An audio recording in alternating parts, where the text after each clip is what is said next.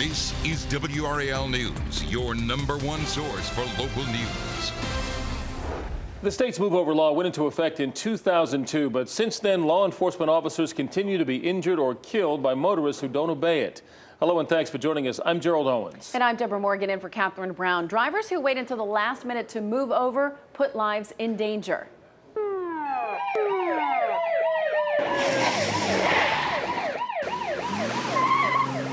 The law requires you to slow down or change lanes when approaching police cruisers with flashing lights. The widow of an officer who was killed is demanding more to be done to enforce it.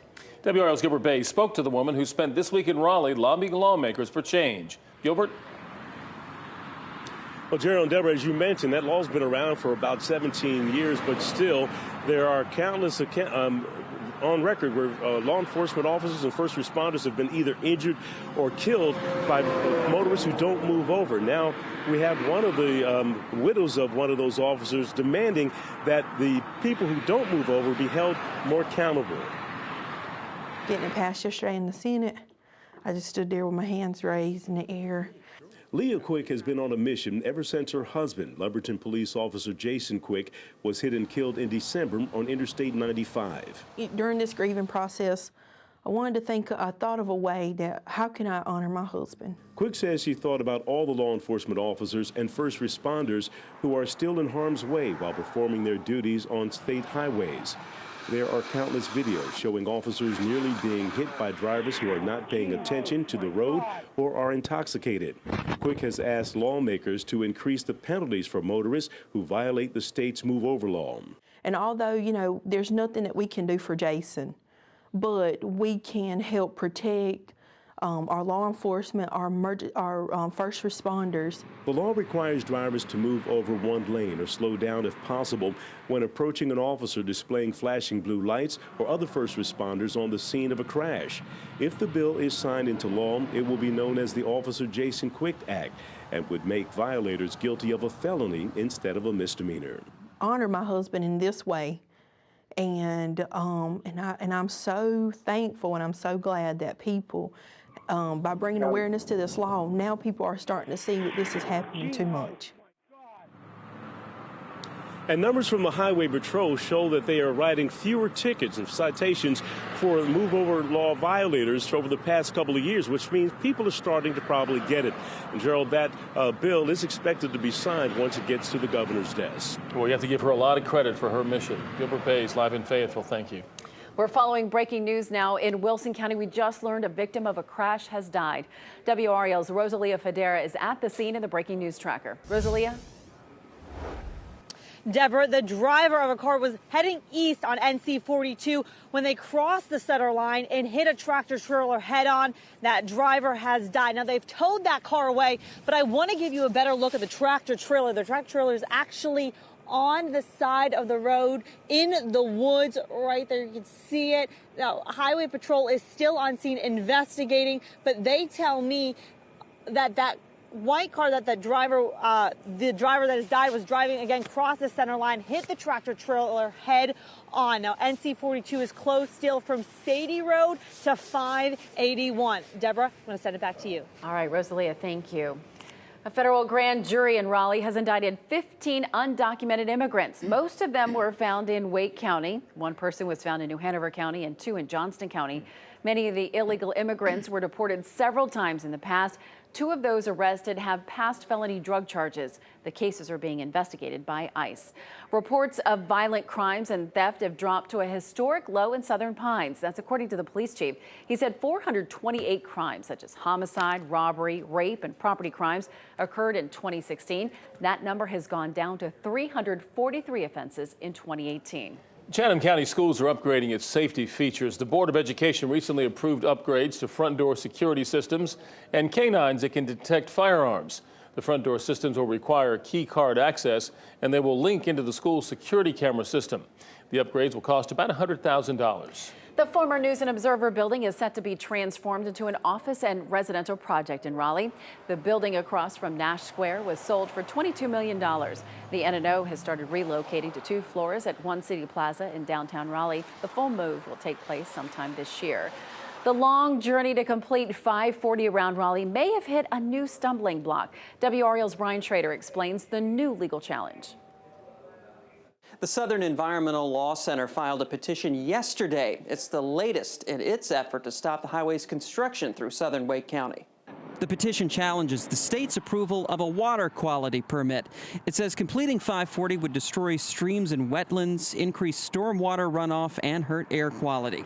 The Law Center is representing 3 environmental groups, and it filed a lawsuit last year on their behalf opposing the construction. The group is proposing its own plan that would use existing road corridors in the southern part of the county. I asked the DOT about the latest petition, and it says it's balancing environmental concerns with the region's transportation needs.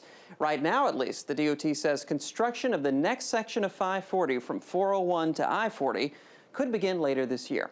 I'm Brian Schrader, WRAL News. Construction on the southeastern portion of NC 540 has been held up for years by environmental concerns, including an endangered mussel that forced state transportation officials to look at various alternative routes. No one was hurt when fire gutted a townhouse in Cary overnight. The resident wasn't home. She was taking care of a sick friend. The fire was first spotted by a neighbor who was walking her dog. She began to help before first responders arrived. And I was very nervous. I wanted to make sure that, first of all, nobody was in that house because they weren't answering and there was just already smoke coming out of the doors. Once we knew that nobody was in that house, we were standing over here and I was just like, I couldn't imagine coming home to a house like this and then they have children. Yeah, Ramsey alerted the family next door and they were able to get out safely. No word on what caused the fire. The Fire Academy at Sampson Community College is equipping firefighters with new gear. They accepted a donation of used turnout equipment from the Taylor's Bridge Fire Department. They also recently received a used fire truck from the Ridgeway Fire Department in Norlina. The Academy prepares graduates for a career in the fire service industry. A new neighborhood has been approved in Sanford. A developer plans to build a 10-home neighborhood on 2.7 acres of vacant land on Golf Course Road near Hawkins Avenue. The City Council approved the rezoning request for the proposed subdivision in its meeting this week. A local couple reveals the gender of their child with a very special cupcake. But their firstborn daughter is not so pleased.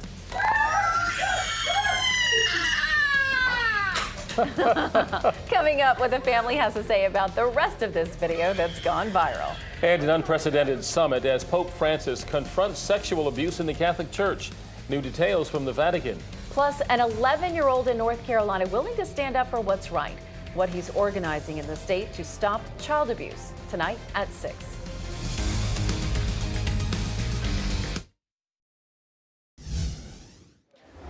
Brad Johansson in the Live Center. I want to take you to traffic cam here. I-440 and mile marker 14, there's an accident. Pool Road is mile marker 15. It has been backed up here now for about 15 minutes. Don't know the severity of the accident. Have seen 2 ambulances go by trying to reroute traffic. If you're in that area, want to avoid this at all costs. Any updates we'll pass on to you guys. All right, Brad, thank you. Nearly 200 leaders in the Catholic Church were called to Rome today by Pope Francis to hear from a survivor of sexual abuse. The summit was called to address a crisis that has gripped the Catholic Church for decades. Mary Dispenza said she was raped by her priest when she was just 7 years old. She became a nun only to be abused again, this time by a superior in her order. There won't be a church unless some significant changes happen quickly. Dispenza says forcing change may fall to those in the congregation. Tomorrow will be the final working day of the summit, which is focused on transparency. A doctor in the Charlotte area has been sentenced to 3 years in federal prison for giving female patients drugs in exchange for sex. Michael Smith pleaded guilty to charges including health care fraud. Court documents say he traded drugs like Percocet for sex with at least 7 patients in 2017. The documents also say Smith billed Medicaid and Medicare for reimbursement of patient visits that only included sex. A new grant will help the state research how to better use technology to improve health in western North Carolina. The governor said the money will be used to implement telehealth infrastructure in 20 western counties. The grant consists of more than $98,000 from the Appalachian Regional Commission Power Fund. A park ranger furloughed during the government shutdown is celebrating how she won millions of dollars at a time when her family was in need. Plus, a gender reveal that doesn't go as planned for a Franklin County couple. The video that is bound to make you laugh. Coming up next. Mike? Boy, she is cringing at the cutting of the cupcake. Always laugh and smile when I see that video. Not smiling a whole lot today, looking rather gloomy, but any day is a good day. as folks are telling me on Facebook.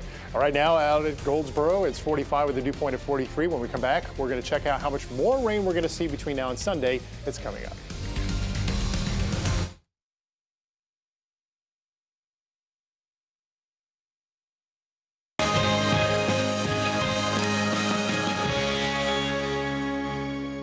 A park ranger furloughed during the partial government shutdown is counting her blessings. She's now sharing she won nearly $30 million in New Jersey's Pick 6 lottery. The winning ticket was sold on December 17th. William Smith says he usually plays the lottery for his mom. He picked up the ticket that day.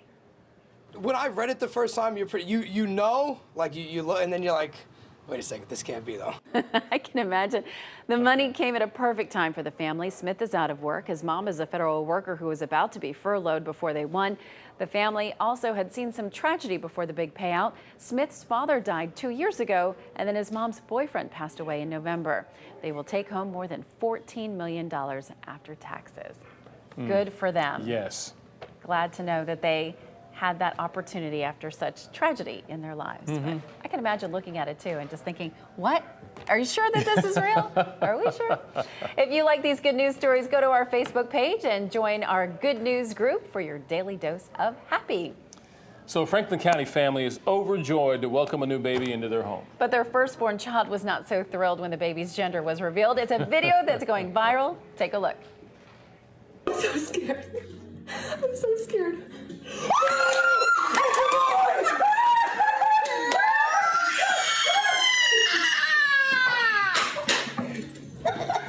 blue! Oh my God! It's blue! It's blue! It's blue, so that's a boy. It's Katie and Mark Scopa. They are expecting a boy, but their daughter seems she's heartbroken. So happy. WRAL Sloan Heffernan talked with the parents about the attention this video is getting.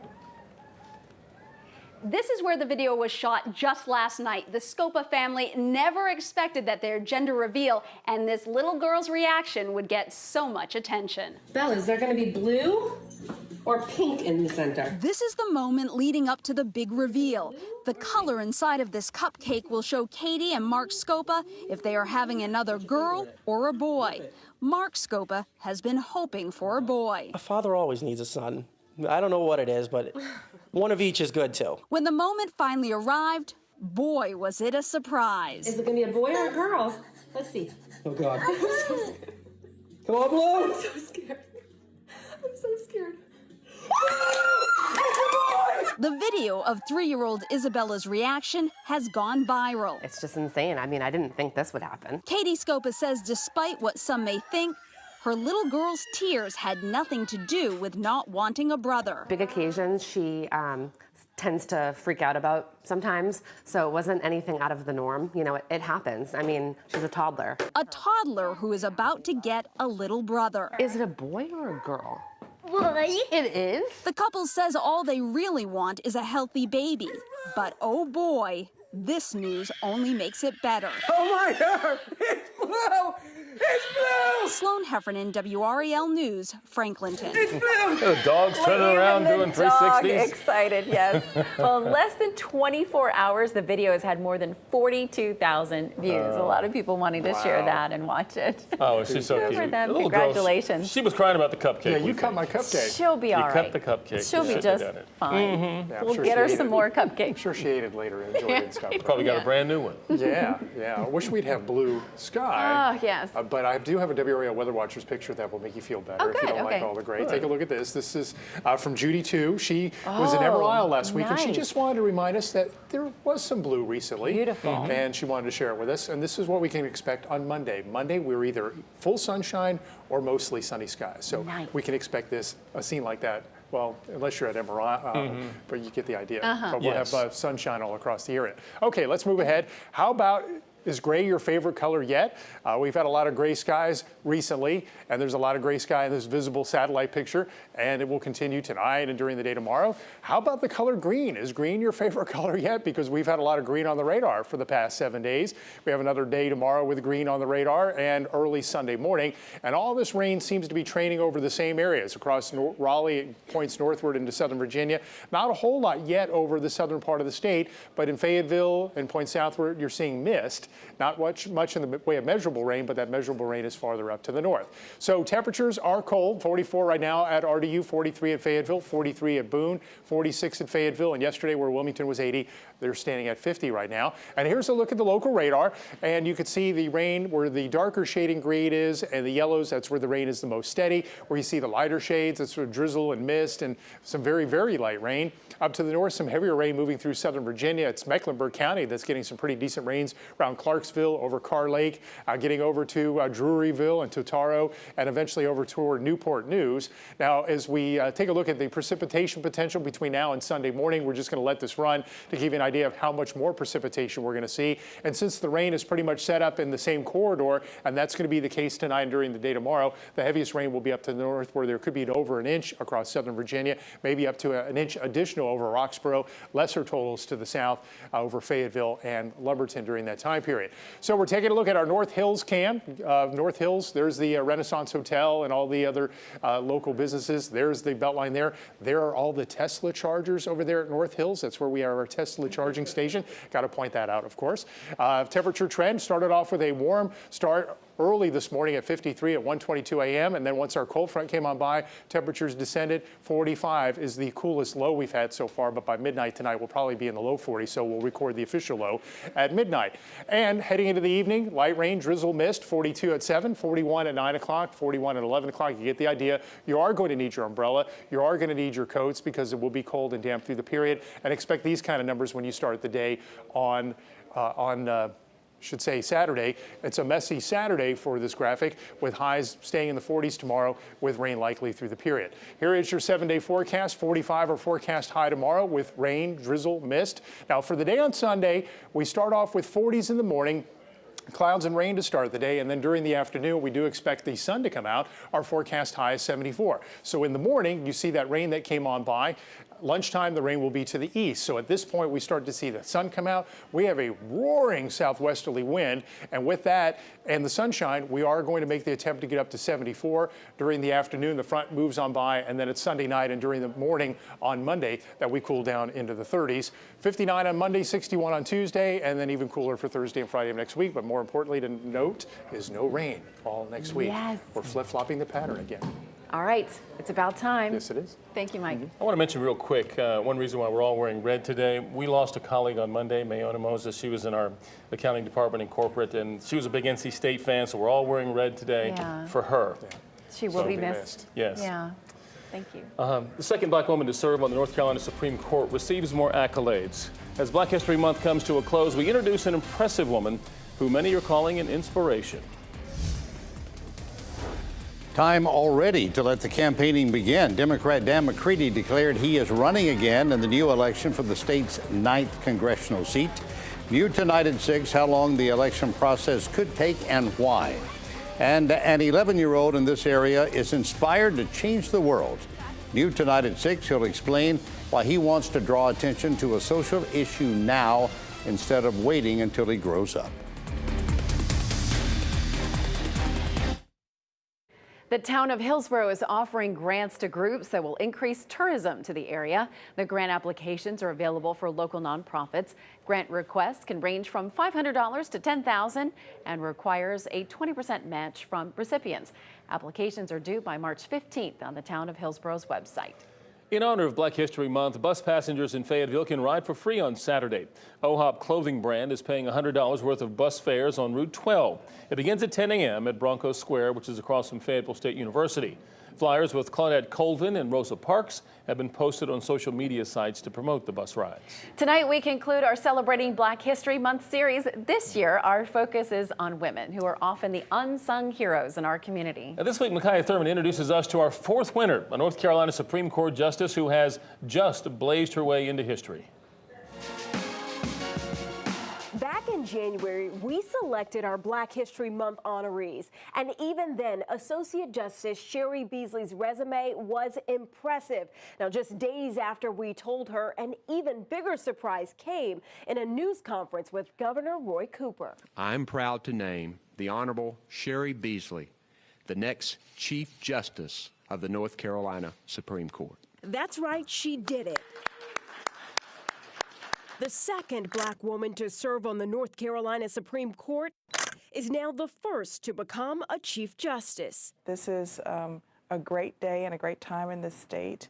And really in this nation. You'll see before us the bench. Chief Justice Sherry Beasley says it's still sinking in that soon her portrait will be added to this gallery filled with 200 years of Chief Justices who look very different. This ought to be and is a very different North Carolina.